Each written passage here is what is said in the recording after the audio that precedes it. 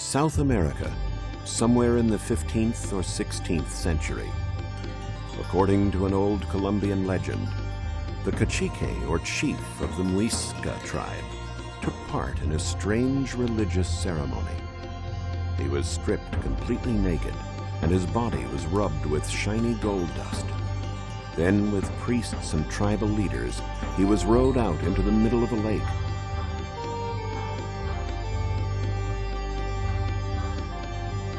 Along the way, he tossed jewels and gold objects from his boat, then got into the water to bathe. Members of his tribe hailed and praised him from the shore. The ceremony sparked the myth of El Dorado, the legend of the Gilded Man.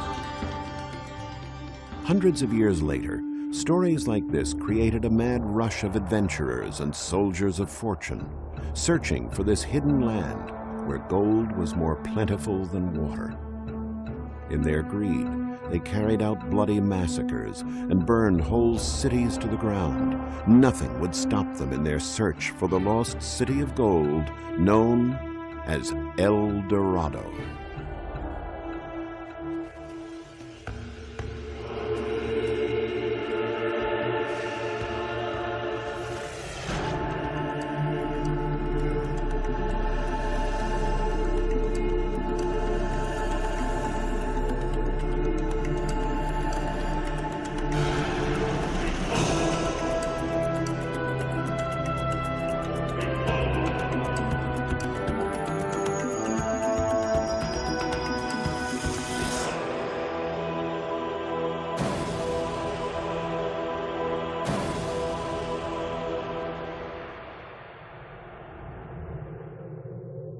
Gold, the ultimate symbol of money and riches.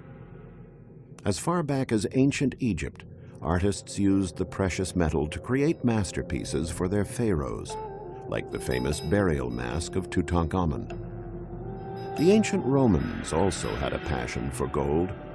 After every military conquest, their armies would bring home as much of the revered substance as they could carry. At the end of the reign of Emperor Augustus in 14 AD, the gold reserve of the Roman Empire had reached 14,000 tons. By the year 1500, this lust for gold took on a violent streak in many European nations. The Spanish sent full armies across the sea to Central and South America in search of gold and treasures. The Spanish warriors were called conquistadors, and they were ruthless in their warring tactics, most of the time taking no prisoners. Artists and writers were sometimes present on these journeys to record the tragic events. In just a few years, Spanish troops led by General Francisco Pizarro managed to wipe out entire ancient civilizations, like the Incas.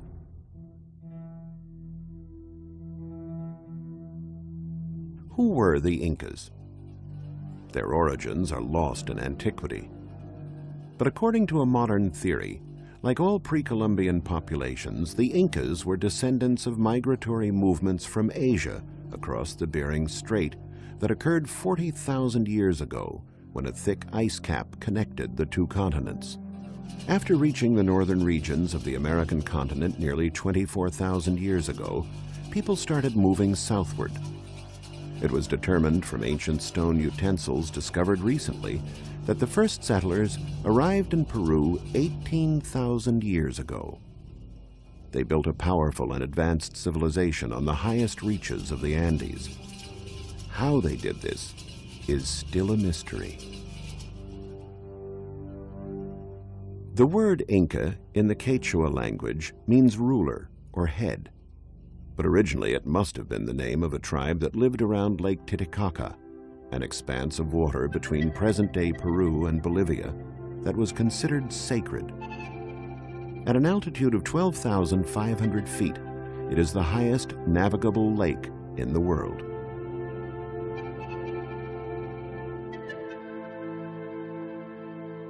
The landscape is probably the same as when the conquistadors first saw it. The Indians who live there now still travel by balsa, like their ancestors did. The balsa is a boat made of tortora reed, a type of cane that grows wild on the lakeshore. The boats don't last long. After about 2 years, the reed becomes so soaked that the boat is no longer controllable and is left to rot. Like their ancestors, the Indians still use tortora reed to make their houses, their beds, and almost all household objects. It seems incredible, but even the land the Indians live on was created by stacking numerous layers of reed, one upon the other, that, over the centuries, turned into floating islands. According to some archaeologists, it is from here, and villages like this one, that the Indians began to move north to found Cusco, the capital of the Inca Empire, around 1100 AD. 4 centuries later, the Empire of the Incas covered an area that included most of Chile and Argentina, all of Bolivia, Peru, Ecuador, and part of Colombia, with a population of some 20 million people. The capital of this huge empire was the city of Cusco. Situated in the fertile Vilcanota Valley in the heart of the Andes, it was considered a sacred place, a center of power. All ancient legends about the Incas began here. The city was originally laid out in the shape of a jaguar, a sacred animal. Its head was formed by a fortress called Sacsayhuaman, home to almost 5,000 warriors.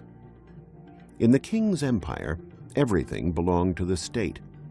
Money was not used, but the people were required to pay a kind of tax, a tribute, in the form of a personal work commitment called mita. It was through this labor that Inca chiefs were able to build great fortresses like Sacsayhuaman. Despite many cave-ins, we can still get a feel for the incredible size and scope of the fortress. The megalithic blocks used to make it weigh almost 100 tons each. And the 3 tiers of overlaying walls that protect the fortress have a perimeter equal to 4 football fields. How could a civilization that didn't even know about the wheel or the cart create such engineering marvels? There was nothing in these hills before them. It was basically just farmland. What they did have was 20,000 men, 20,000 builders, recruited by the king's officials, who were basically content since harvests were distributed among all the population. It was a civilization that not only could make mighty fortresses, but also major hydraulic works like the famous Tambomaicay baths near Cusco. According to legend, the water here was considered sacred and was therefore reserved for the purification ceremonies of the king, who used to bathe in it before worshiping the sun god. By all accounts, the Incas lived a peaceful life here for hundreds of years. Then, in 1535, the Spanish soldiers arrived. Initially, they must have been spellbound by the beauty of the place, but in their lust for gold and treasures, they started plundering and massacring the native population. Cusco was stripped of its treasures. Temples were torn down, and the stones used to build their own Spanish settlement. You could say that Cusco is only partly a colonial city. The base of today's constructions, with their typical smoothed and interlocked square blocks, dates from the time of the Incas. The Spanish attempted to erect buildings from the foundations, but the structures soon collapsed due to repeated earthquakes. This did not happen to the Cyclopean walls the Incas erected, which were built taking into account the destructive forces of nature. The church and convent of Santo Domingo are representative of what happened here. They were erected on top of the ancient Temple of the Sun, the Corincancha, or Golden Enclosure, the most important temple at Cusco. Unfortunately, not much remains of its past splendor, except for a few retaining walls and some terracing. When it was new, however, the Temple of the Sun covered a square that was 1,300 feet long on each side. It included a golden garden and the sun pampa, with life-size golden statues depicting flowers, plants, and animals. Its walls were covered in 700 gold leaves, each weighing 4 pounds. And inside, there were magnificent treasures, including royal mummies dressed in colorful costumes, covered in jewels and gold makeup. Many of these treasures are on display at the Gold Museum in Lima, Peru. Here we can feast upon the beauty. But we're also forced to recall the unbridled passion that drove men to commit hideous crimes of murder and theft.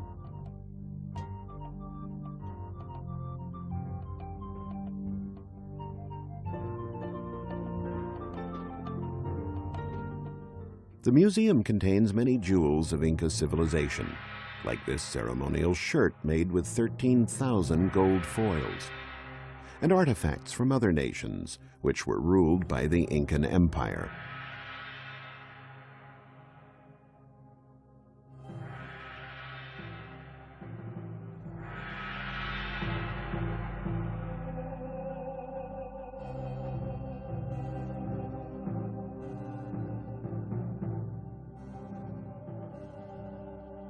The Spanish were amazed at the way Cusco's buildings were put together. Even today, you can get an idea of the Incas' building skills, thanks to the so-called stone with 12 corners. Many different stones are locked into other stones without using lime or cement. They were laid with such precision that not even the blade of a knife could pass between them.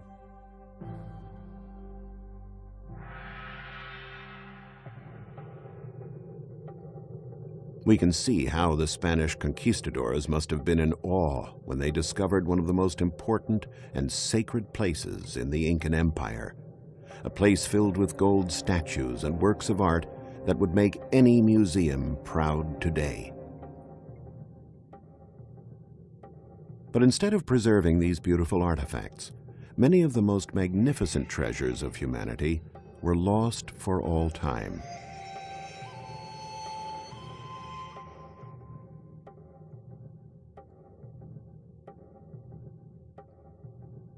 The Spaniards melted much of the work to make gold pesos to send back to Spain.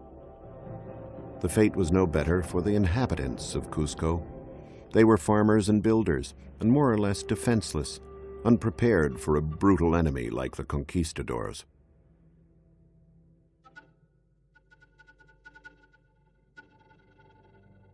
They were almost all massacred, as the Spaniards tortured and brutalized them to get them to reveal where the king hid his gold. The Spanish were convinced that the Incas stashed away most of their treasures in cities hidden in the mountains. One of these cities remained unknown for centuries and was discovered only in 1911 by American historian Hiram Bingham. It was the lost city of Machu Picchu. Its discovery raised a number of questions. What role did Machu Picchu play at the time of the conquistadors? Why hadn't the Spanish found it? And was it really the last refuge of the Incas? So far, there is no definite answer to these questions. To some archaeologists, Machu Picchu was a defensive outpost that was built to prevent hostile nations from entering Cusco through the sacred valley. To others, it was a place of worship, the seat of the virgins of the sun god. A temple there is dedicated to him. The temple may also have been used as an astronomical observatory. It was as close to the sky as you could get. Today, you can still see the Intihuatana, or the hitching post of the sun, a sort of sundial. It's believed that the Spaniards never reached this city. But how could they have missed such a big place? Some archaeologists believe that it was so well hidden and dates so far back that Incas living around there at the time the Spaniards arrived didn't even know about it. Machu Picchu may have already been abandoned and buried in the jungle at the time of the conquistadors.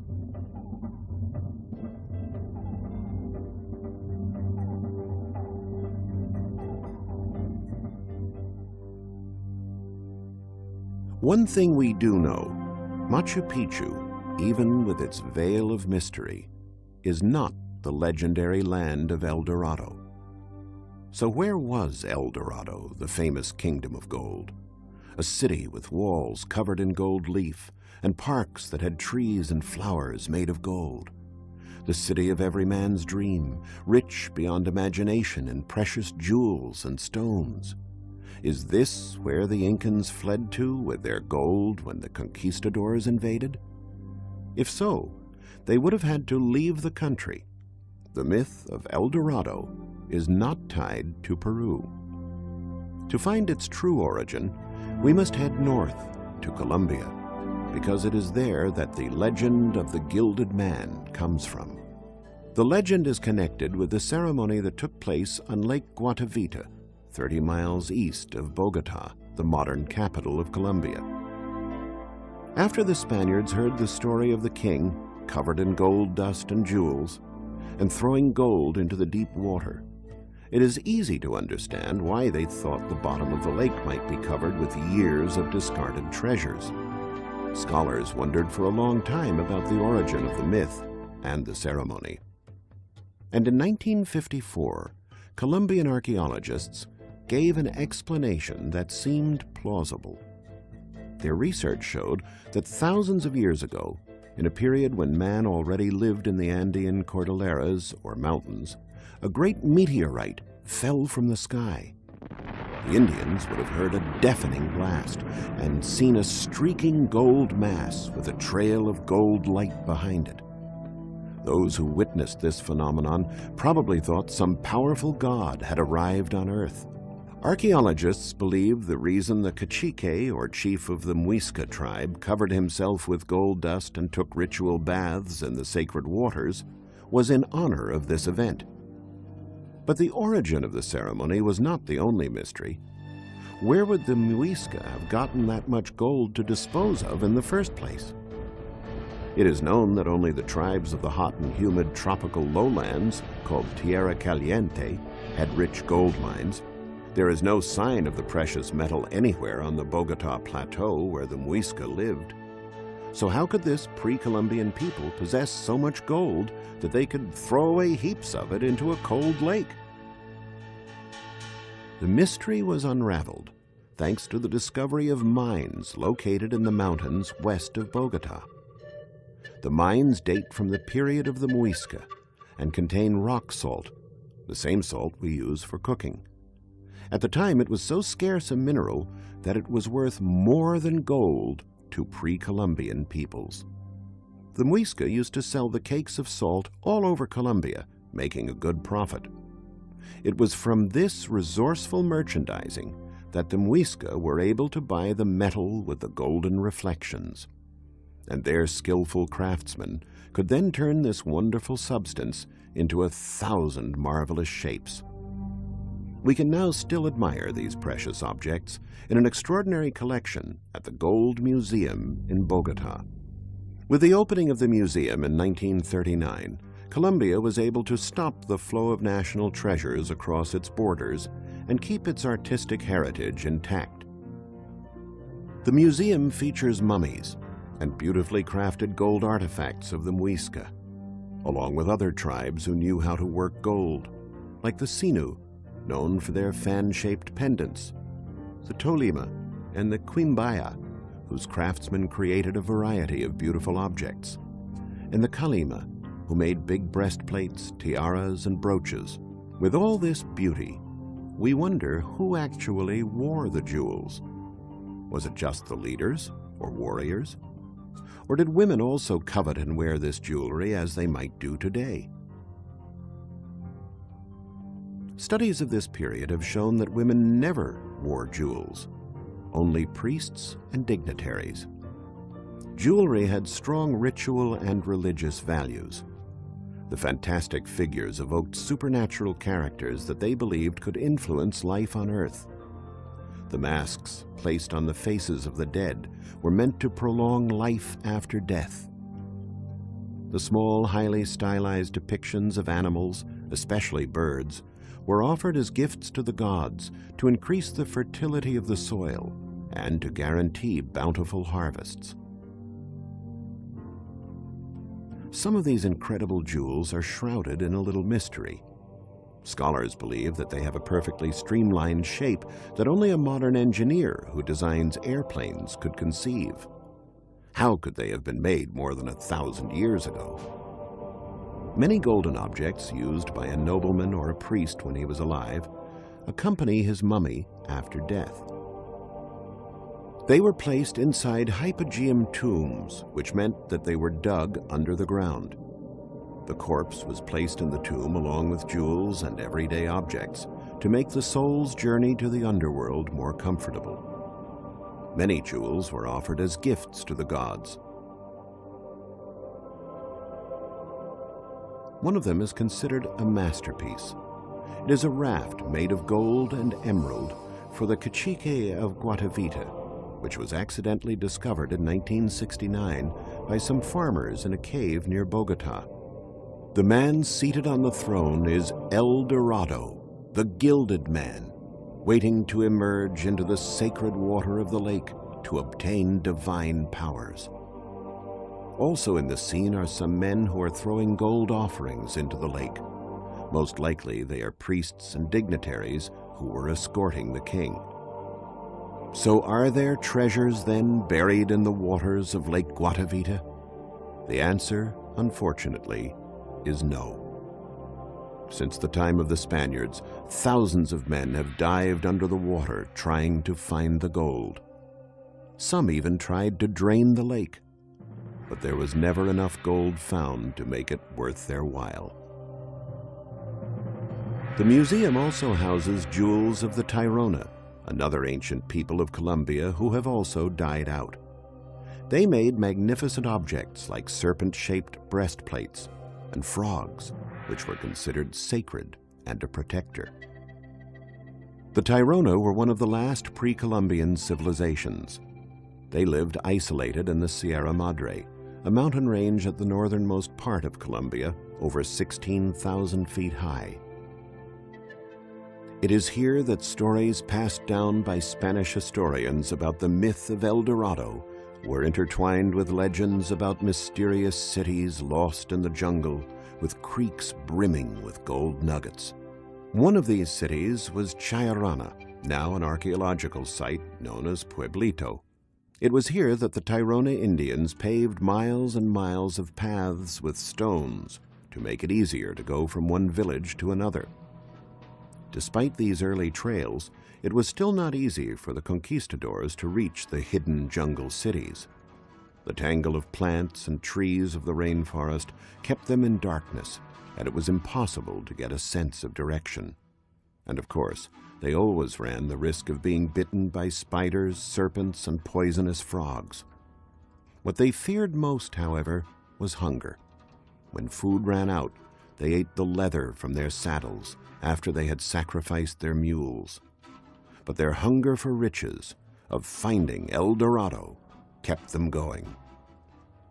Along one of the paths leading to Pueblito, there are huge boulders on which unique depictions have been etched. Modern archaeologists believe that this was a ritual area where sacrifices were made in honor of the sun god, the figure depicted on the boulder.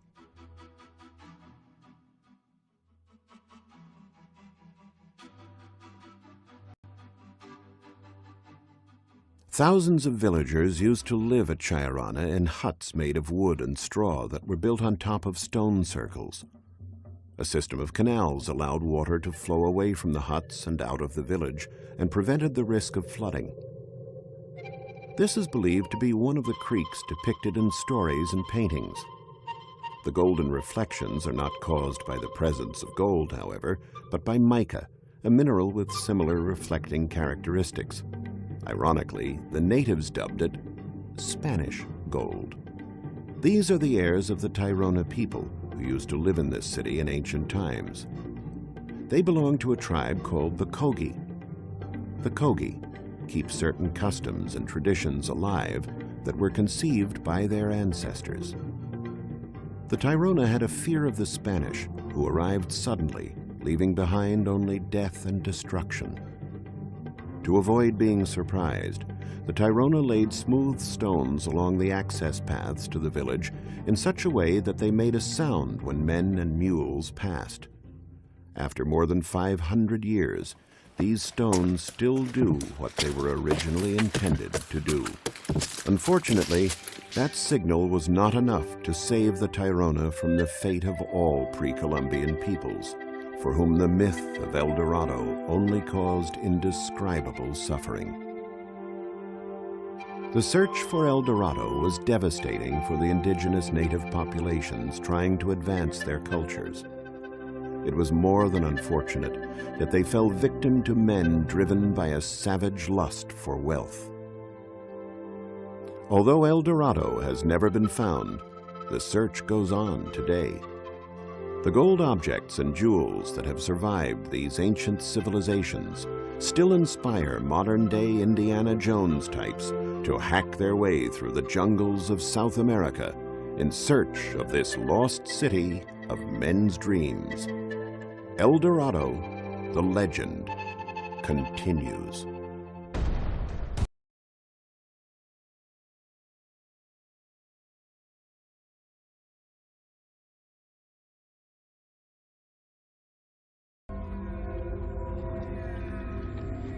Central America, the Yucatan Peninsula, 8th century AD, the height of the ancient Maya civilization. In the main temple of the city of Bonampak, a fresco is commissioned by the king priest Chan Muan. It depicts 126 figures, including nobles and warriors, dancers and musicians, women and children. It also depicts some of the more bizarre practices of an ancient culture. Warriors engage in bloody battles. The prisoners they take will be sacrificed. There are also religious rites, where sacrificial victims are part of the ceremony, their blood offered to the gods.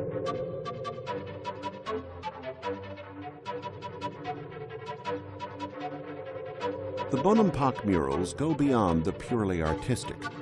How could a culture, considered so advanced for its time, engage in such barbaric rituals? And how many cities were there like this one, where these practices were commonplace? Come with us as we search for lost cities and examine the paradoxical world of the Maya.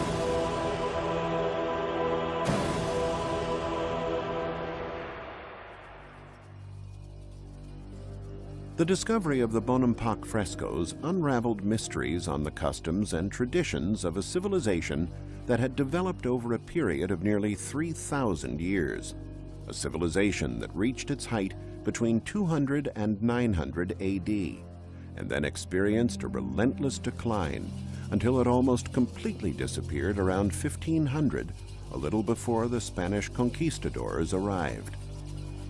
The cities were abandoned and slowly swallowed up by the jungle. Yet the people who once lived in them had not disappeared. They merely scattered throughout the region now known as the Yucatan Peninsula in present-day Mexico, where the ancient traditions of the Maya are still present. Archaeologist John Lloyd Stephens wrote these words in his diary on May 11, 1840, about his expedition to Mexico. In the history of the world, nothing impressed me more than the sight of this big and attractive city, now barren and lost. Stephens had set off many months earlier on the tracks of stories about cities hidden in the wild tropical jungle and a people who had mysteriously disappeared. His journey through uncharted terrain must have been difficult, with scorching temperatures and thick vegetation. And though on previous trips he had examined Egyptian pyramids, ancient monuments in Italy, and Greek temples in Athens, it was here in the jungles of Central America that he was overwhelmed by an intense feeling of astonishment. He walked out of the forest and suddenly realized that he had reached the ruins of an ancient Maya city, Palenque.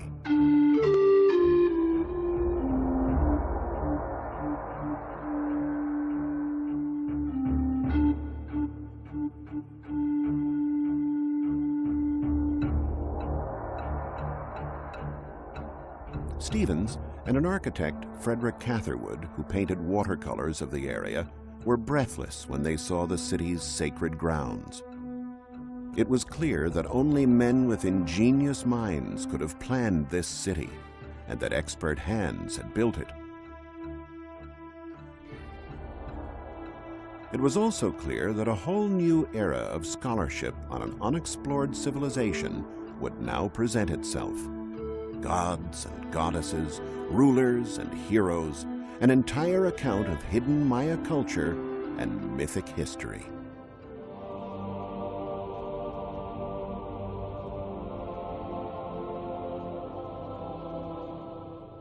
At the time of its splendor, Palenque covered an area of over 6 square miles with a population of tens of thousands. The most important structures date from the period between 630 and 700 AD, when Kin Pakal and his son Chan Balum ruled the kingdom.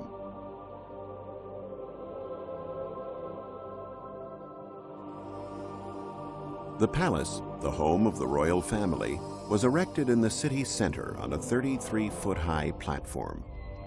The palace in reality was just a group of various buildings built one against the other, but in its own way, it was an architectural masterpiece, with cellars, chambers, and rooms with rather low ceilings arranged around a courtyard. The bas-reliefs that decorate the walls are still striking today, even though many of the colors, which Stevens and Catherwood marveled about, have almost completely faded. Some glyphs, the round-figured ideograms which Maya writing is composed of, were carved into the steps of the middle court, while along the walls, stone plates were decorated with images of prisoners who must have been high-ranking officials judging from their rich garments. From the western side of the palace is a full view of the majestic Temple of the Inscriptions. In 1952, archaeologist Alberto Ruiz made an incredible discovery inside this pyramid-like structure. On the upper platform, he discovered a deep passage, a kind of tunnel that penetrated into the pyramid. The tunnel had been blocked for centuries by tons of earth and stones, so the descent into the depths of the structure was difficult and dangerous. After months of digging, Alberto Ruiz descended the entire length of the tunnel. He reached an underground room where he discovered a great sarcophagus containing the tomb of King Kin Pakal, who lived at Palenque in 700 AD. It was one of the most important. For the inhabitants of Palenque, the most important buildings in the city were those making up a group now called the Cross Group. It is composed of 3 rectangular buildings surmounted by a crest-like structure. They are temples dedicated to Maya divinities and owe their name to a mistake made by the first discoverers who mistook the symbol of the ceiba, the cosmic tree of the Maya, for the Christian cross.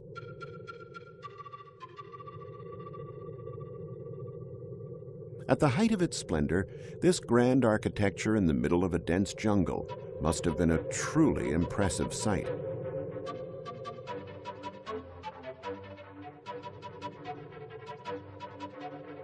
All the buildings were painted red, to the Maya, the color of life.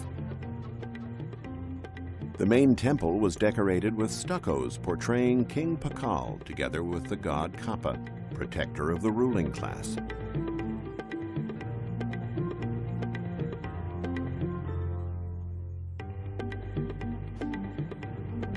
All the bas-reliefs of the buildings at Palenque prove that the cult of the gods was tied to the social class that worshippers belonged to.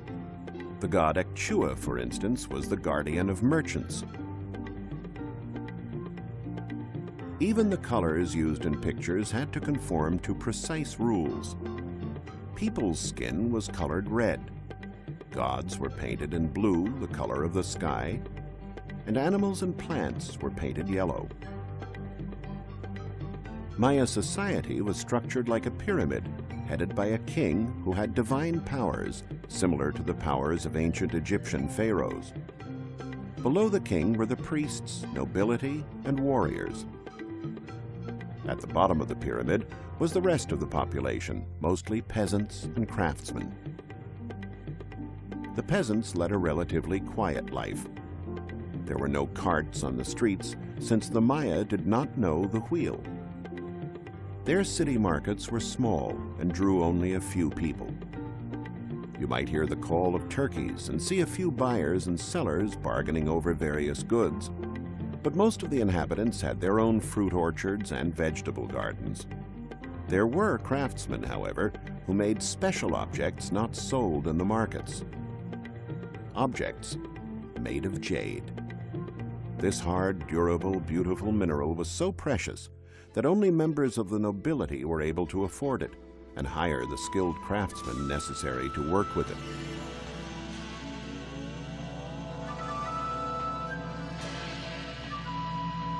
Jade objects would have been traded in one of the richest cities of the Yucatan, Chichen Itza.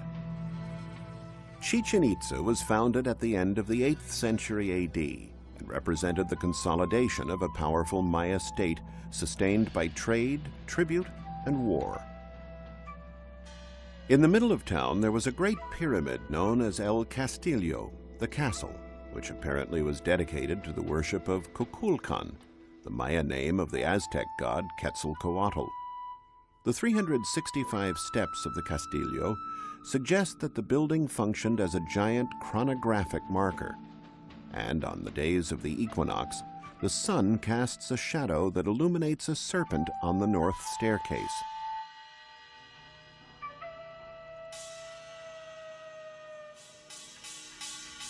Not surprisingly, Kukulkan's symbol was a feathered serpent. At the top, the Maya had erected a vaulted temple decorated with bas-reliefs depicting warriors. Only priests were entitled to officiate at ceremonies and appear in front of the population from the height where the temples were erected. The Temple of the Warriors served a different role, however, for it was here that the Maya engaged in sacrificial rites. In the early years of the first millennium, the Maya were thought of as peaceful timekeepers and skywatchers. But around 1000 AD, they encountered another people, the Toltecs, who imposed their culture and ruling lifestyle upon the Maya. Their influence is seen in the similarities between the buildings and sculptures at Chichen Itza and those at Tula, the Toltec capital, hundreds of miles away. One of the best examples is El Caracol, an imaginative building in the shape of a spiral whirl of a conch, an attribute of Kukulkan, whom the structure embodies. Kukulkan was identified with the planet Venus, and from tiny upper-story windows in this structure, one could observe this mythical planet. The Maya were familiar with the positions of the stars and studied their movements. In keeping track of the solar and lunar years and the cycles of visible planets, they developed a highly sophisticated long-count calendar that dated back to August 13th, 3114 BC. The influence of the Toltecs is also seen in the comparison of stone sculptures from Tula called Chacmul with the one at the Temple of the Warriors at Chichen Itza. Under the influence of the Toltecs, the old system of government was eradicated. Warrior kings replaced more benign monarchs and priests. And the practice of human sacrifice was introduced. An example of this is seen in the Chacmul at the top of the stairway of the Temple of the Warriors, A reclining statue is faced toward El Castillo, holding a bowl in his hand. It is here where they put the hearts torn out of the chests of sacrificial victims. Sports and ball playing were part of daily life at Chichen Itza, except there was a lot more riding on the outcomes than prizes or trophies. They played a game called pelota, and the ball court at Chichen Itza was the largest in Central America, 560 feet long and 165 feet wide. The object of the game, which was more a religious rite than recreational, was to throw a rubber ball into a stone hoop. What made the task hard was the fact that players couldn't use their hands or feet. They had to use their hips or elbows to move the ball. A bas-relief shows two teams competing against each other. But this bas-relief shows the bloody outcome. A player who was defeated is being decapitated. The fate of players from the losing side. A long platform bears depictions of skulls, presumably the skulls of the losers. But according to some scholars, winners as well might have been beheaded. It was considered an honor, having won, to go to a heaven of warriors. The practice of human sacrifice was described by Bishop Diego de Landa, a Spaniard who lived in the 16th century. He himself was guilty of committing a number of crimes while attempting to convert the inhabitants to Christianity. Among these, the so-called auto da fe, or public burning of money, in which all written documents from this classical period of the Maya were destroyed by fire. The Maya were the first people of the New World to keep historical records, with a written history that begins in 50 BC. But today, only 4 of thousands of books written in hieroglyphs still exist, one of which is the so-called Dresden Codex. Maya books were made of fig tree bark folded like an accordion. Although everyone could learn how to write, only priests were allowed to compile books and read sacred scriptures. The greatest difficulty in deciphering Maya writing lies in interpreting the glyphs, since they are based on a system that combines ideograph and phonetic elements. It's a complicated system that was finally unraveled by Russian epigraphist Yuri Norosev, who wrote the first Mayan grammar that was published in 1950.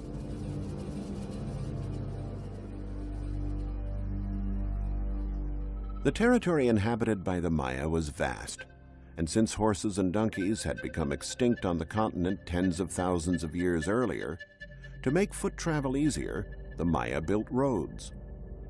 Actually, an entire road system that linked key cities to places of pilgrimage.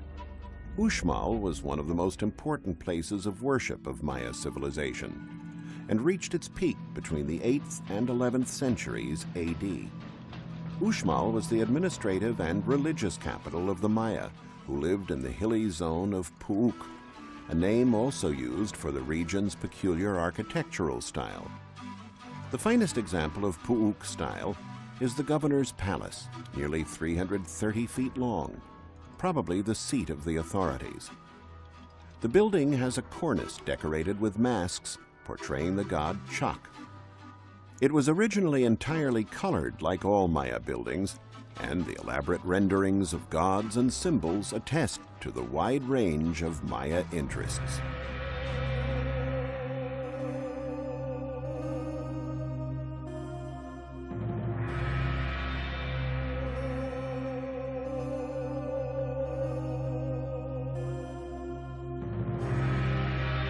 However, the most majestic monument at Uxmal was the pyramid, or Temple of the Magician.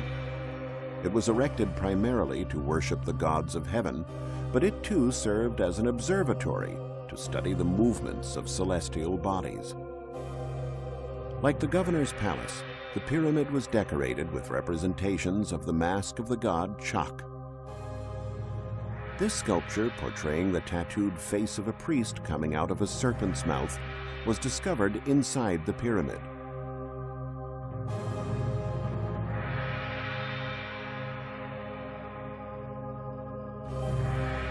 The buildings at Uxmal exhibit the high level of perfection reached by Maya stone carvers.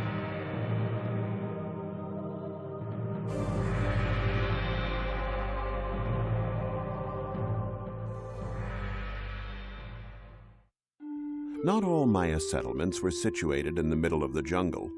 Fortified cities were also erected by the sea to make the coast safer. One of these places, built by the Caribbean Sea, was Tulum. This was the site of the first meeting in 1518 of the Maya and the Spanish who arrived by sea. The conquistadors had to be amazed to see such a formidable city in this beautiful natural setting. In the Temple of the Frescoes are some of the most awe-inspiring Maya paintings that have stood the test of time. There are illustrations of the gods of the Maya pantheon that dominated the universe of the living as well as of the dead. The drawings evidence a culture that was sensitive to the importance of color.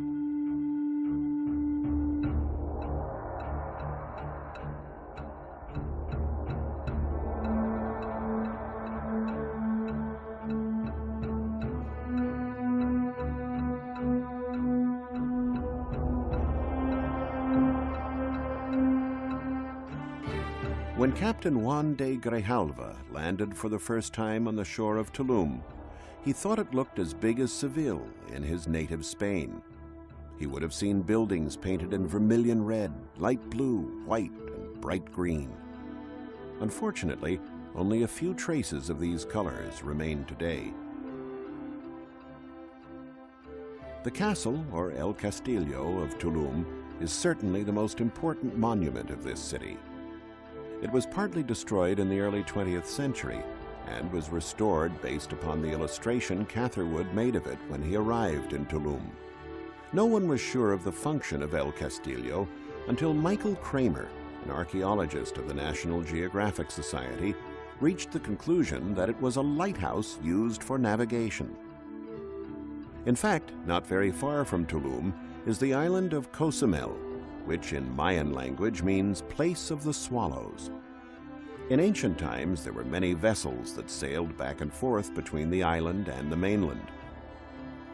The sailors of these boats probably relied on the help of lighthouses like the one at Tulum to get their bearings.